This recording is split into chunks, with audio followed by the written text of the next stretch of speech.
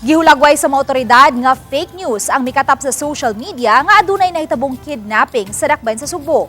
Away lang matod pa kini sa managhigala nga misangpot sa illegal detention. Anang report ni Alan Domingo. Giklaro sa hepe sa Guadalupe Police Station, Police Major Miles Damuslog nga away sa managhigala ang gialarmahan sa kapulisan kagahapon adlaw og dili kidnapping. Nasayran nga gidakop sa kapulisan ang usa ka lalaki human gipusasan ini ang kamot og tiil sa iyang higalang babae. Gibutangan usab kuno og liquid adhesive sa suspek ang baba sa biktima samtang anak kini sulod sa sakyanan. Una nini nakauban pa sa pagduwa og board games ang suspek ug ang biktima kauban ang laing amiga nini.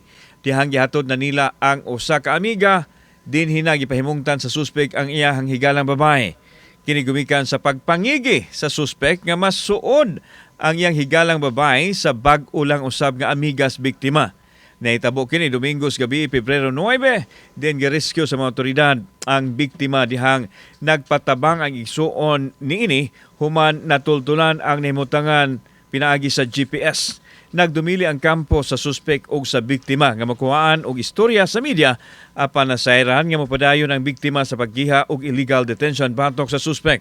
Samtang parehong nanawagan ang kapulisan ug ang Cebu City LGU sa mga tawo nga dili magpataka og post ug sayop nga impormasyon nga makahatag og kahadlok sa mga tawo. Huwag po tayong ma-alarm.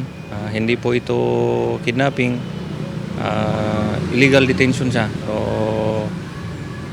ang message ko lang is huwag po tayong masyadong magpa-apekto doon sa mga kumakalat sa social media. Akong giauhag ang atong mga social media mga accounts, individuals in social media nga to be very careful when it comes to posting in their respective accounts because it might be misconstrued, no, and it will cause a lot of kanang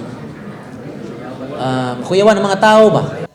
Gidayeg usab sa mayor ang kapulisan nga daling naresolbar ang panghitabo.